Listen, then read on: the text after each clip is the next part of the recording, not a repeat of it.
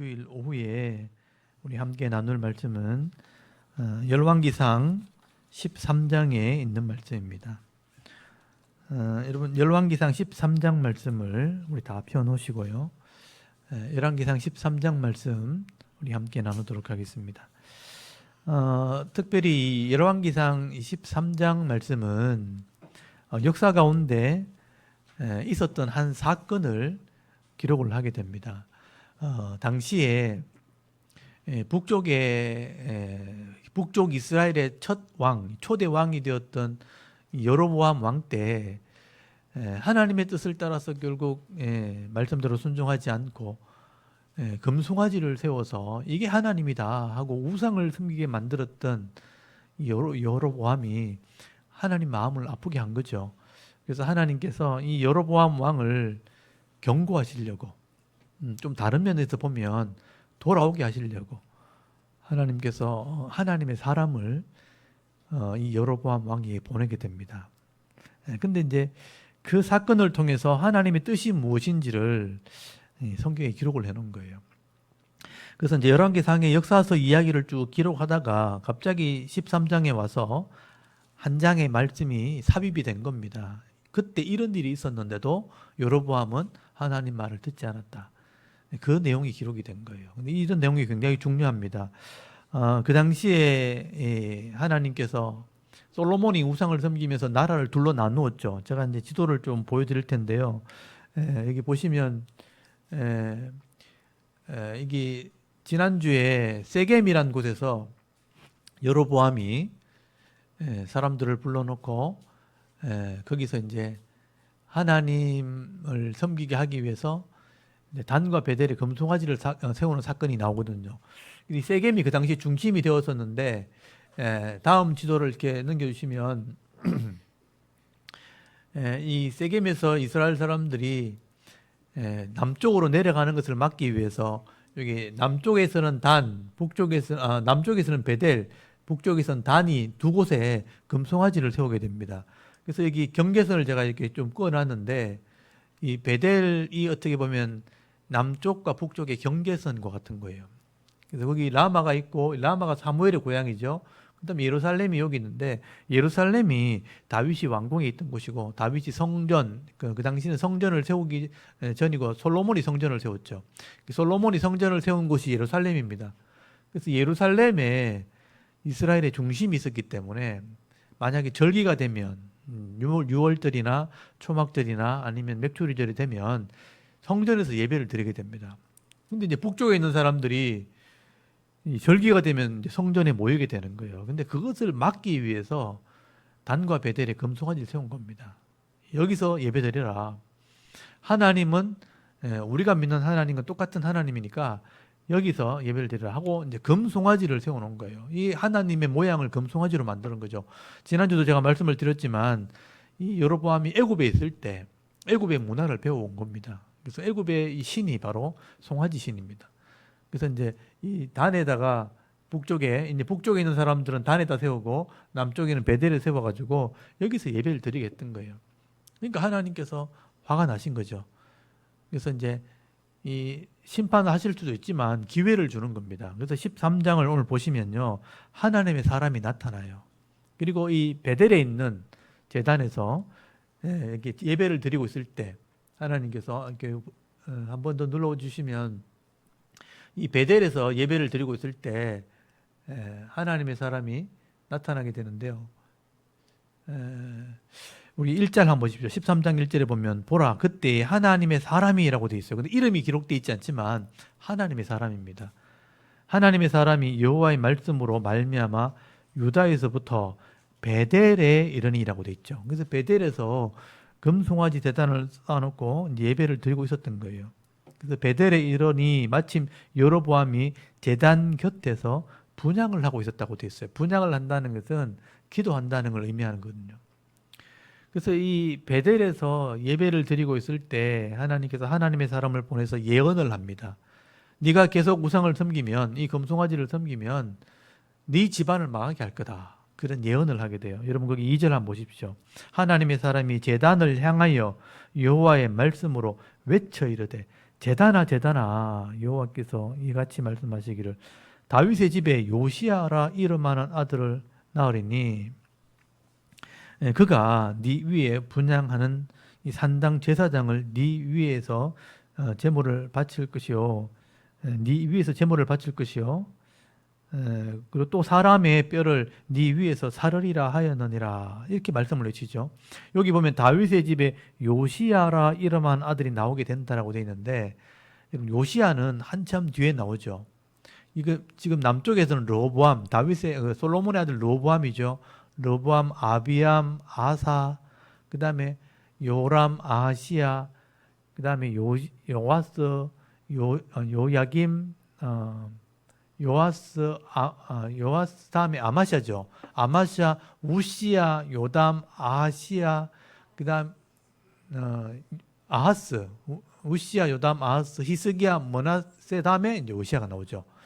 그래서 요시야라는 왕이 나올 때 개혁을 일으킵니다. 개혁을 일으켜서 우상을 섬기는 사람들을 심판하고 그리고 무덤에 있는 뼈를 다 끄집어냅니다. 끄집어내가지고 거기서 마당에 흩어놓고 막 이렇게 하는 일을 벌여요.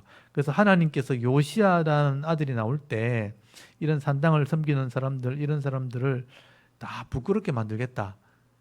그리고 심판할 것을 얘기하는 거죠. 그래서 하나님이 이런 심판이 있기 전에 우상을 섬기지 마라 이런 의미예요. 그리고 3절에 보면 그 날에 그가 징조를 들어 이르되 이는 여호와께서 말씀하신 징조라 제단이 지금 이게 짐승을 태우는 그 제단이 갈라지며 그 위에 있는 재가 쏟아지리라. 그래서 내가 했는 말이 이루어진다는 것을 오늘 그날 이런 징조로 내가 보여주겠다 할 때 제단이 갈라지는 일이 벌어진다. 그 번제물을 불태우고 하는 그 제단이 오늘 갈라지는 일을 보게 될 거다. 그러면 이 말이 이루어진다는 것을 확인하라는 거예요.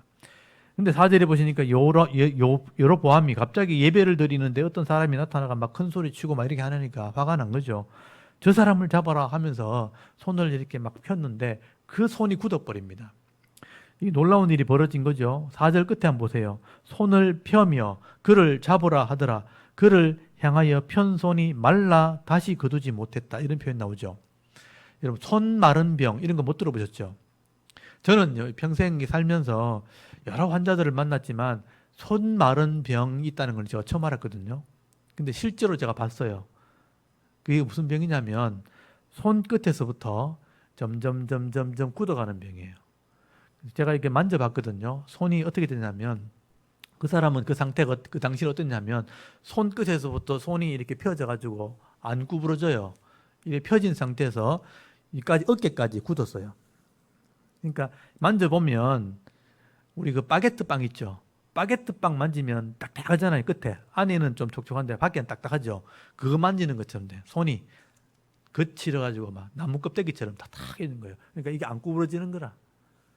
발끝에서부터 올라오고 손끝에서부터 올라오고 그래서 끝에서부터 점점 말라가지고 이 사람이 이제 손을 못 구부려요. 여기까지 올라왔기 때문에 여기가 이제 다 이제 딱딱하게 된 거예요. 근데 그런 걸 처음 봤어요. 그래서 이제 같이 기도하고 막 이렇게 했었는데 그분이 우리 교회는 나오는 사람이 아니었고 신방을 그냥 아는 성도님이 소개를 해가지고 목사님 기도 좀 해달라고 그래서 가보니까 진짜 손이 굳었더라고요. 손 마른 병이라 그래요. 그래서 이게 나중에 굳어가지고 이제 목에까지 올라와서 목이 굳어버리면 죽는다 하더라고요. 이제 목이 움직이지 못하고 이제 굳어버리니까. 그래서 그 당시에는 이렇게 손이 말라가지고 이렇게 보면서 제가 이걸 보면서 그 당시에 이 여로보암이 갑자기 손을 저놈 잡아라 했는데 이게 굳어버리는 게 끝에서부터 말라오면 깜짝 놀랐을 거예요. 아마 손이 움직이지 않고 기부사 있는 것처럼 안 움직이니까 깜짝 놀랐을 거예요. 그런데 이런 상황에서 5절에 보면요. 이 하나님의 사람이 말했던 것처럼 제단이 갈라지는 일이 벌어진 거예요. 그 멀쩡한 제단이 갑자기 두 쪽으로 갈라지면서 재가 막 쏟아지는 일이 벌어진 거예요. 이 사람이 말한 대로 됐단 말이에요. 내가 이런 예언을 했는데 제단이 오늘 갈라진 걸 보면 이게 이루어진다 그렇게 말했는데 손은 굳어버리고 제단은 갈라지고 여로보암이 그때 굉장한 두려움을 느끼게 됩니다. 이게 보통 사람이 아니구나. 6절에 보면요. 왕이 하나님의 사람에게 말하이르되 청하건대 이제 마음이 바뀌죠. 너는 나를 위하여 네 하나님 여호와께 은혜를 구하여 내 손이 다시 성하게 기도하라. 하나님의 사람이 여호와께 은혜를 구하오니 왕의 손이 다시 성하여 전과 같이 되니라. 이렇게 돼 있죠.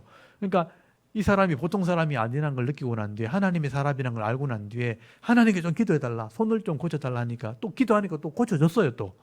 그러니까 이 여로보암이, 야, 이 사람이 하는 말이 보통이 아니구나, 들어가자. 내가 음식을 대접하면서 내가 예물을 내가 드리겠다. 거기 7절에 보면요, 왕이 하나님의 사람에게 이르되 나와 함께 집에 가서 쉬라, 내가 예물을 주리라. 이 여로보암 왕이요, 하나님을 알고 있거든요. 왜냐하면 하나님을 만나가지고 자기가 약속을 했거든요. 다윗처럼만 한다면 이 왕위를 너에게 주겠다고 약속했는데, 지금 단과 베델에 금송아지를 세워놓고 하나님 말씀 불순종하고 있는 상태이기 때문에, 하나님의 사람이 보냈다, 하나님이 보낸 사람에게 분명히 확인이 됐기 때문에 두려운 거예요. 그래서 이제 이 사람들을 잘 대접해서 하나님의 뜻이 무엇인지 좀 깨달아야 되겠다, 이렇게 해서 하나님께로 돌아오도록 기적을 베풀어 준 겁니다. 어떻게 보면 하나님이 기회를 준 거예요. 하나님이 말로 해도 안 되면요, 표적을 일으키는 거예요. 하나님을 믿을 만한 믿음이 없으니까 사람이 못하는 표적을 보여줘가지고 믿게 해서 돌아오게 하는 겁니다. 근데 표적을 봤잖아요. 제단이 갈라지고 막 손이 말랐다가 낫게 되는 표적을 봤잖아요. 그러면 하나님을 인식하고 돌아와야 되는 거예요. 근데 하나님께 예물을 바치고 네 얘기를 좀 듣고 싶다 하니까 이 하나님의 사람이 하는 말이, 여기 8절부터 보세요. 하나님의 사람이, 내가 처음 여기 올 때 하나님께서 명령하실 때 누구든지 물이나 떡을 줘도 먹지 말고 왔던 길로 돌아가지도 말고 다른 길로 돌아가라고 하나님 말씀하셨다는 거예요. 그러니까 하나님이 내게 그렇게 말씀하셨기 때문에, 당시 여기 보면 8절 한번 보십시오. 나라의 절반을 준다 해도 내가 왕의 집에 들어가지 않을 겁니다. 떡도 안 먹고 물도 안 마실 겁니다. 그래서 거기 9절 한번 보세요. 이는 왜냐하면 곧 여호와의 말씀이 내게 명령하여 이르시기를 떡도 먹지 말고 물도 마시지 말고 왔던 길로 돌아가지 말라 하셨음이니이다. 나는 하나님이 보낸 사람이고 하나님 말을 듣는 사람입니다. 당신 말 안 듣습니다. 왕이라도 나는 당신 말 안 듣습니다. 그렇게 말하는 거예요. 너무 단호하게, 너무 확실하게 이렇게 얘기하니까 이 여로보암 왕도 붙잡지를 못하는 거예요. 왜냐하면 이 사람이 하나님이 사는 게 분명하게 드러났고 하나님 말씀을 순종하겠다는데 막을 수가 없잖아요. 그래서 어쩔 수 없이 이 사람이 그냥 다른 길로 돌아가 버립니다. 근데 문제는요, 그 뒤에 또 사건이 벌어지는 거예요. 여러분 거기 10절에 보시면 이에 다른 길로 가고 자기가 베델에 오던 길로 되돌아가지 아니했다 하고 그냥 가버렸잖아요. 그러면 여로보암이 이런 하나님의 사람의 말을 듣고 징조도 받기 때문에, 아, 내가 이렇게 잘못됐구나, 하나님이 돌아오라고 이게 신호를 준 거구나 하고 돌아서야 되잖아요. 근데 이 왕은 불순종을 하고, 또 이 하나님의 사람은 자기 길로 갔는데 어떤 늙은 선지자가 하나 와가지고 이 사람에게 거짓말하는 사건이 벌어지게 되는 거예요. 이 사건이 왜 있게 되냐면요, 이런 하나님의 말씀은 반드시 이루어진다 하는 것을 보여주려고 이렇게 하신 거예요. 그래서 여러분 거기 11절에 보면 베델에 있는, 그러니까 금송아지가 있는 곳에 한 늙은 선지자가 있었다 이렇게 돼 있죠. 이 선지자라고 된 거 보면 하나님의 말씀을 전해야 될 사람이에요. 나라가 둘로 나눠지기 전에 하나님의 말씀을 가르치는 그런 선지자였는데, 나라가 둘로 나눠지고 난 뒤에 베델에 금송아지가 세워진 거예요. 그러면 이 선지자가 하나님이 그걸 섬기지 말라 그랬다고, 우상을 섬기면 안 된다고 전해야 되는데 못 전했죠. 왜냐하면 여로보암이 워낙 강하게 정치를 하니까. 그런데 갑자기 하나님의 사람이 나타나서 이런 표적을 행했다는 얘기를 듣게 된 겁니다. 그래서 늙은 선지자가 아들이 있는데 아들들이 오더니만 오늘 큰 일이 벌어졌다면서 지금 왕궁의 베델에서 예배드렸는데 선지자가 나타나가지고 막 왕을 책망했다면서 이런 말을 들은 거예요. 그래서 거기 11절에 베델에 한 늙은 선지자가 살더니 그의 아들들이 와서 이 날에 하나님의 사람이 베델에서 행한 모든 일을 그에게 말하고, 또 그가 왕에게 드린 말씀도 그들의 아버지에게 말했다고 돼 있어요. 그러니까 이 늙은 선지자가 자기가 하지 못하는 일을 어떤 하나님의 사람이 나타나가 막 외치고 왕을 책망하고 막 그렇게 했다는 얘기를 들은 거예요. 감동을 받은 거죠. 와, 내가 해야 될 일인데 내가 못했는데, 난 나이가 늙어가지고 겁이 나서 못했는데 이 사람이 했구나. 그래서 그 사람을 내가 좀 이렇게 대접하고 싶다, 이런 마음이 생긴 거죠. 그래서 그 12절에 보면요, 이 아버지가 그 사람이 어디로 갔느냐고 물어요. 나귀의 안장을 지우라고. 걸어가면 못 가니까, 나이가 많으니까 이 나귀를 타고 그 사람을 찾아다닙니다. 그리고 14절에 가면 그 사람을 따라가서 그 사람 만나요. 그 사람 만나가지고 하나님의 사람이냐고 물어요. 거기 14절에 보면 그대가 아까 말했던 그 유다에서 온 그 하나님의 사람이냐고. 맞다 그렇게 얘기하는 거예요. 야, 잘 됐다며. 내가 너무 감동을 받아가지고 우리 집에 가서 떡과 이렇게 물을 마시면서 이야기를 좀 했으면 좋겠다. 그러니까 이 하나님의 사람이 단호하게 얘기하는 거예요. 하나님께서 내게 말씀하실 때 어느 누구의 집에도 들어가지 말고 떡이나 물을 마시지 말라고 명령했다는 거예요. 그래서 그 말씀을 순종해야 되기 때문에 미안하지만 난 못 들어간다고 그렇게 얘기하니까 이 늙은 선지자가 그렇다면 뭐 할 수 없죠 하고 보내면 좋겠는데 이 사람이 또 그냥 지지 않고 욕심을 부린 겁니다. 거짓말을 해버렸어요. 아, 그랬냐고.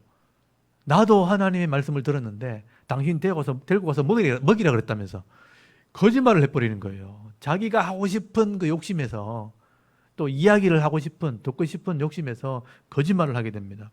여러분 거기 18절 한번 보세요. 그가 그 사람에게 이르되 나도 그대와 같은 선지자라 이렇게 얘기하죠. 그래놓고 천사가 여호와의 말씀으로 내게 이르시고, 여기서부터 거짓말이에요. 천사가 왔다고 그래요. 천사가 여호와의 말씀으로 내게 이르기를 그를 네 집으로 데리고 돌아가서 그에게 떡을 먹이고 물을 마시게 하라 하였느니라 하니 이는 그 사람을 속임이라 라고 돼 있어요. 거짓말한 거예요. 여러분 이게 참 난해한 거죠. 왜 이 사람이 이렇게 했을까? 이 사람이 하나님의 사람으로 순종하는 걸 보면 감사하고 감동해야 될 사람이 왜 거짓말을 했을까지 굳이 데리고 가려고 했을까? 이게 이제 욕심이라고 저는 생각해요. 그러니까 이걸 사람들이 해석을 해야 되는데 이 사람의 욕심일 것이다.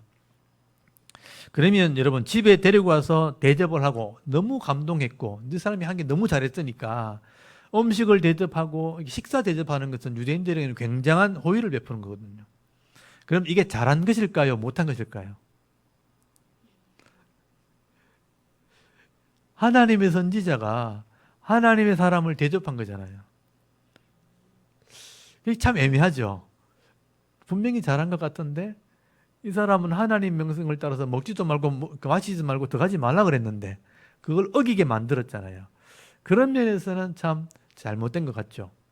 어쨌든지 이 사람이요, 하나님의 사람이 이 말을 듣고 너무 순수해가지고 믿어버린 거예요. 나도 하나님 말씀했고 당신도 하나님 말씀했다? 그럼 천사가 보내서 먹으라 그랬다? 하나님 명령이네 하고 따라 들어가 버린 거예요. 그리고 나서 같이 음식을 먹고 떡을 먹고 교제하고 물도 마시고 막 이렇게 한 거예요. 근데 그렇게 막 음식을 먹는 그 중에 하나님이 성령을 통해서 또 감동을 주신 거예요. 이번에는 그를 데리고 들어갔던 늙은 선지자에게 감동을 주신 거죠. 네가 데리고 들어갔지? 이 사람은 하나님 말씀을 어긴 선지자가 되었다. 하나님 말씀을 어긴 하나님의 사람이 됐다는 거예요. 그러니까 네가 네 입으로 말해라. 자기가 데리고 안 와놓고 늙은 선지자가 자기 입으로 감동으로 얘기를 하는 거예요. 네가 하나님 말씀을 어기기 때문에 너는 죽게 될 거다. 조상의 묘실에는 못 들어가게 될 거다. 부끄러움을 당한다는 뜻이에요. 이게 하나님 메시지를 전하게 되는 겁니다. 여러분 거기에 신기한 일이 벌어졌죠. 19절 한번 보세요. 이에 그 사람이 그와 함께 들어가서 그 집에서 떡을 먹으며 물을 마셨죠. 일단 이 사람은 명령을 어긴 거죠. 하나님 약속을 어긴 거예요. 먹지 말라 그랬고 마시지 말라 그랬는데 마시고 먹은 거예요. 그래서 20절에 보면 그들이 상 앞에 이제 서로 앉아가지고 있을 때에 여호와의 말씀이 그 사람을 데리고 선지자가 임했다고 됐잖아요. 늙은 선지자. 그 사람을 데리고 늙은 선지자에게 감동으로 임했어요. 그러니까 이 사람이 머릿속에 하나님 말씀이 들어오니까 21절에 그가 유다에서 온 하나님의 사람을 향하여 외치는 거예요. 이르되 여호와의 말씀에 네가 여호와의 말씀을 어기면 네 하나님 여호와께서 네게 내린 명령을 지키지 아니하고 돌아와서 여호와가 너더러 떡도 먹지 말고 물도 마시지 말라 한 곳에서 떡을 먹고 물을 마셨으니 네 시체가 네 조상의 묘실에 들어가지 못하리라 하셨느니라 하니라. 이런 메시지를 전하게 된 겁니다. 여러분 이 하나님의 사람으로 이 여로보암의 경고까지 하고 하나님 뜻을 이루어 돌아가는 것까지 잘 됐죠. 근데 이 늙은 선지자에게 속아서 음식을 먹었는데 그 입에서 나오는 말이 뭐냐면 네가 하나님 말씀을 어겼다. 21절 끝에 여호와의 말씀을 어기고 명령을 지키지 않았다. 그래서 너는 조상의 묘실에 못 들어간다는 건 뭐냐면 부끄러운 죽음을 당하게 된다는 거예요. 그러니까 이 이때 상황이 참 어떻겠어요. 늙은 선지자 입장에서는 자기가 자기 입을 통해서 하나님 메시지를 전했는데 자기가 데리고 왔잖아요. 거짓말까지 했잖아요. 근데 자기 입에서 나오는 말은 이 사람 죽는다는 얘기거든요. 그러니까 얼마나 미안하겠어요. 그러니까 하나님 말씀이니까 어떻게 할 수가 없어요. 그래서 이 사람을 데리고 마중을 나가면서 보냈는데 진짜 이 사람 말씀을 어겨가지고 가다가 길가에서 사자를 만납니다. 사자를 만나서 죽임을 당하게 됩니다. 그래서 거기 24절에 보면요. 이에 그 사람이 가더니 사자가 길에서 그를 만나 물어 죽이매라고 돼 있어요. 그의 시체가 길에 버려진 바 되니 나귀는 그것에 서 있고 사자도 그것에 서 있는 거예요. 지나간 사람이 그걸 봤어요. 사람이 갑자기 지나가다 사자에게 물어 뜯겨 죽은 거예요. 그리고 거기 있는 걸 보고 이 사람이 도시로 이제 집으로 들어가는 길에 늙은 선지자를 만나가지고 지금 저기 가서 사람이 죽게 됐다고 그 소식을 전하게 됩니다. 그래서 26절에 보면요. 그 사람이 길에서 데리고 돌아간 선지자가 듣고 말하되 이는 여호와의 말씀을 어긴 하나님의 사람이로다. 이제 이게 핵심이죠. 이는 여호와의 말씀을 어긴 하나님의 사람이로다. 여호와께서 그에게 하신 말씀과 같이 여호와께서 그를 사자에게 넘기심에 사자가 그를 찢어 죽였도다. 이 얘기가 뭐냐면 하나님은 말씀하신 대로 일하시는 분이라 이런 뜻이에요. 이 사람이 아무리 순종을 했고 왕에게 경고까지 하고 기적을 베풀었던 사람이지만 하나님 말씀을 어기면 죽는다 했는데 진짜 죽었다는 거예요. 하나님 말씀은 그대로 이루어진다는 것을 확인시켜 줬다는 거예요. 그래서 이 사람은요, 어떻게 보면 순교나 마찬가지예요. 하나님 말씀이 그대로 이루어진 것을 삶으로 보여준 거죠. 그래서 늙은 선지자가 그걸 정인이 보고 목격을 했으니까 자기가 거짓말 시켜서 먹여놓고 진짜 죽은 걸 봤으니까 이 늙은 선지자 입장에서는 하나님 진짜 일하시는구나. 하나님 정말 말씀대로 일하시는 두려운 분이구나 하는 것을 깨달은 거예요. 그래서 이 늙은 선지자 입장에서는요, 너무 미안한 거예요. 그래서 이 사람이요, 그 시신을 거두어가지고 장례를 치러줍니다. 장례를 주고 자기 묘에 이 사람을 장례를 해줘요. 자기 묘에 집어넣고 아들에게 유언을 합니다. 내가 이제 늙었으니 죽으면 이 사람 옆에 내 뼈를 두어라. 내가 이 사람을 거짓말해서 죽게 된 사람이라. 그렇지만 하나님 말씀을 이루어지는 거다. 그래서 이 늙은 선지자가 마지막 죽기 전에 마지막 일을 하게 되는데 그게 뭐냐면요. 이 젊은 선지자가 불순종해서 죽기는 했지만 하나님 말씀대로 죽은 거다. 그렇다면 이 사람이 외친 말은 진짜 이루어지게 될 거다. 이게 그 사람의 메시지가 된 겁니다.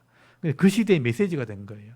이 늙은 선지자가 거짓말해서 했지만 결국 하나님의 뜻이 이루어진 거예요.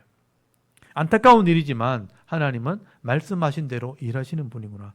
그래서 여러분 31절 한번 보세요. 그 사람을 장사한 후에 그가 그 아들들에게 말하이르되 내가 죽거든 하나님의 사람을 장사한 묘실에 나를 장사하되 내 뼈를 거기에 그 뼈의 곁에 두라. 그가 여호와의 말씀으로 베델에 있는 제단을 향하고 또 사마리아 성읍들에 있는 모든 산당을 향하여 외쳐 말한 것이 반드시 이룰 것임이니라. 이게 반드시 이룰 것임이라 하는 게 요 이야기의 이제 핵심이 되는 것입니다. 하나님 말씀은 반드시 이루어진다. 이 사람이 하나님의 사람이고 거꾸로 생각해 보세요. 하나님의 사람이고 순종해가지고 이 메시지를 전해가지고 왕을 경고했잖아요. 그렇게 남들이 하지 못하는 힘든 일을 했다면 이 사람을 좀 하나님이 긍휼히 여길 필요 있잖아요. 근데 말씀 어겼다고 들어가서 떡 먹었다고 불순종했다고 하나님 사자에게 죽게 했다는 거죠. 좀 용서해 줄 수 있잖아요. 근데 하나님이 말씀이 이루어진다는 것을 확인시키기 위해서 진짜 죽이신 거예요. 순교를 당한 거나 마찬가지죠. 그걸 지켜봤던 이 늙은 선지자 입장에서는 하나님은 말씀대로 일하시는 분이라는 걸 선포할 수밖에 없는 거예요. 그래서 이 말씀은 그대로 이루어진다. 그래서 이게 보면 여로보암에게 했던 말, 베델의 제단에 향해서 했던 말, 사마리아 성읍에 했던 말, 이 말은 그대로 이루어지니까 너희들 하나님 앞에 돌아와야 된다 하는 메시지를 마지막으로 전했다는 거예요. 그래서 이 늙은 선지자를 하나님 감동시켜서 하나님 말씀을 전하게 했다는. 그럼 이 여로보암 왕이요, 이런 사건들을 이렇게 보고 일어난 일들을 보면서 하나님이 말씀대로 일하시는 분이라면 돌아서야 되는 거예요. 그런데 놀랍게도 이 여로보암이 그 말을 듣지 않았다는 겁니다. 역사의 얘기는 그래요. 하나님의 능력을 체험하고 기적을 보면서도요, 욕심이 이 안에 들어가 있으면 이걸 욕심이 이기지 못하면 죄를 멈추지 않는다는 거예요. 결국 여로보암은 이 죄를 멈추지 않았습니다. 우상을 섬기는 일을 멈추지 않았고요. 여로보암이 만든 금송아지가 북쪽 이스라엘 전체 왕을 다 섬기게 만들어 버렸어요. 그래서 여로보암의 길을 갔다. 성경에 보면요, 여로보암의 길을 갔다는 얘기가 뭐냐면 금송아지를 섬겼다는 거예요. 금송아지를 만든 여로보암 왕이 이 우상의 출발이 됐기 때문에 이걸 버리지를 못했고, 그 여로보암의 아들 나답도 섬겼고요. 그 바하사가 섬겼고, 엘라가 섬겼고, 시브리가 섬겼고, 아합도 섬기고 다 섬겨요. 그래서 결국은 다 망하게 되는 일을 하게 되는 겁니다. 그래서 거기 오늘 33절, 34절 한번 보십시오. 여로보암이 이 일 후에도 그의 악한 길에서 떠나지 아니하고 라고 되어 있어요. 떠나지 아니하고. 이걸 다 보고 다 듣고 해놔놓고도 떠나지 않았다는 거예요.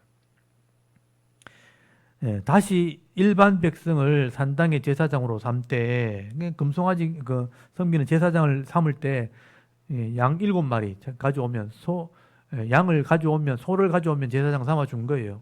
제가 지난번에 말씀드렸죠. 일반 사람으로 제사장을 삼 때 누구든지 이게 자원하면 그 사람을 산당의 제사장으로 삼았더라. 그러니까 우상을 섬겼다는 거예요. 그래서 33절 이 일이 여로보암의 집에 죄가 되어 그 집이 땅 위에서 끊어져 멸망하게 되니라. 하나님이 이렇게 경고하고 기회를 줬는데도 안 돌아왔다. 사람이 악해지면, 욕심이 생기면 결국 돌아서지 못하는 거예요. 그러니까 불순종의 하나의 모델을 보여주는 게 여로보암 왕입니다. 그리고 이제 14장으로 넘어가면 이제 아들이 병든, 여로보암 왕의 아들이 병든 사건이 나오죠. 이렇게 해도 안 돌아왔잖아요. 그럼 아들이 병들게 해서 친 거죠. 이제 고통을 당한 거죠. 그래도 안 돌아옵니다. 그리고 나중에 여기 14장 21절 보면요.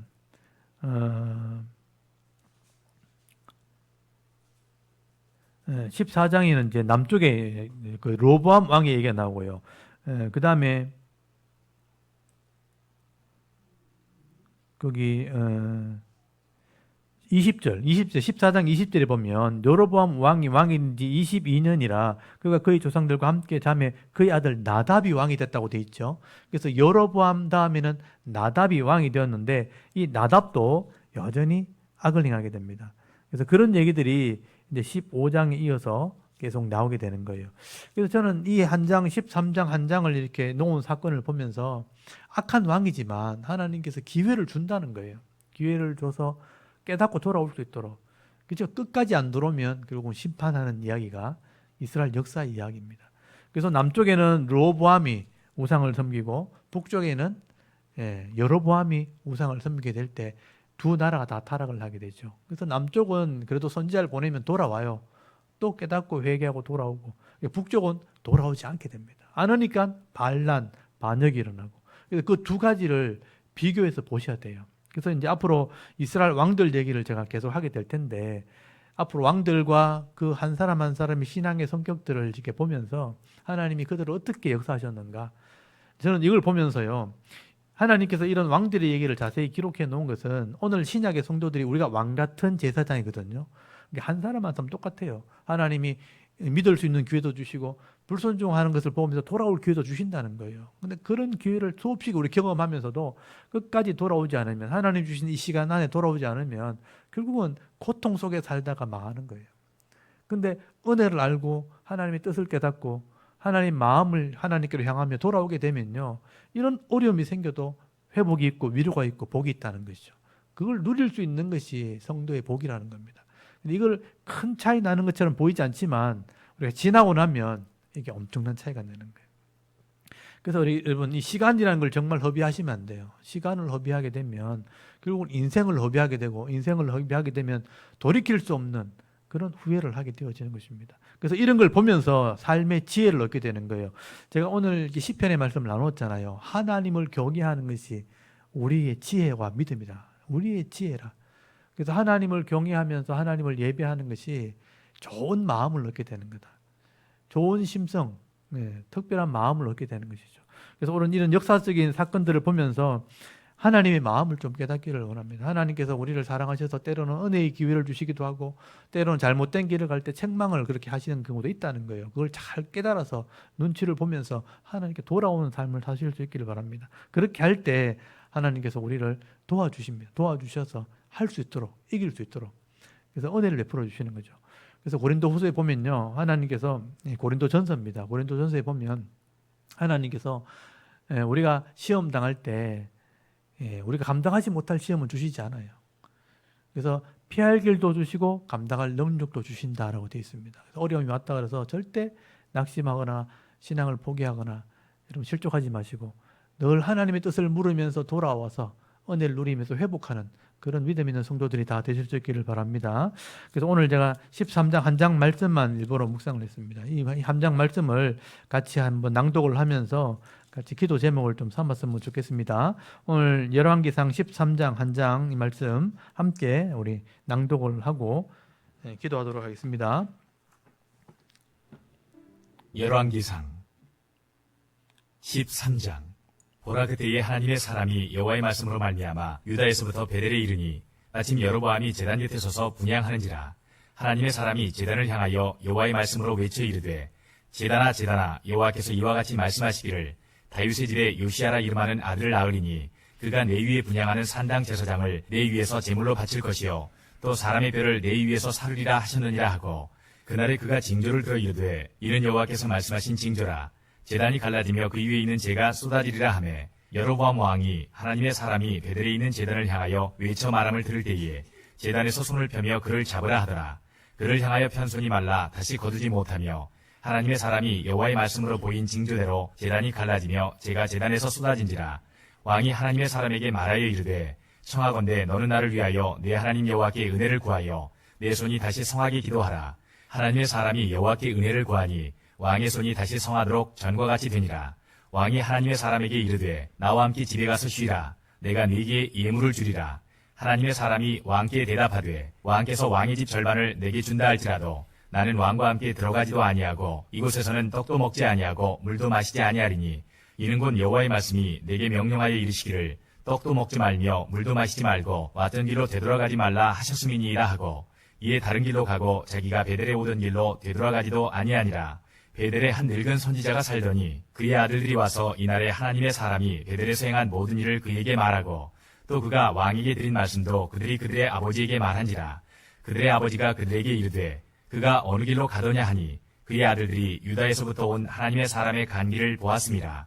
그가 그의 아들들에게 이르되, 나를 위하여 나귀의 안장을 지우라. 그들이 나귀의 안장을 지우니 그가 타고 하나님의 사람을 뒤따라가서 상수리 나무 아래에 앉은 것을 보고 이르되, 그대가 유다에서 온 하나님의 사람이냐? 대답하되 그러하다. 그가 그 사람에게 이르되, 나와 함께 집으로 가서 떡을 먹으라. 대답하되, 나는 그대와 함께 돌아가지도 못하겠고 그대와 함께 들어가지도 못하겠으며, 내가 이곳에서 그대와 함께 떡도 먹지 아니하고 물도 마시지 아니하리니, 이는 여호와의 말씀이 내게 이르시기를 내가 거기서 떡도 먹지 말고 물도 마시지 말며 또 내가 오던 길로 되돌아가지도 말라 하셨음이로다. 그가 그 사람에게 이르되, 나도 그대와 같은 선지자라.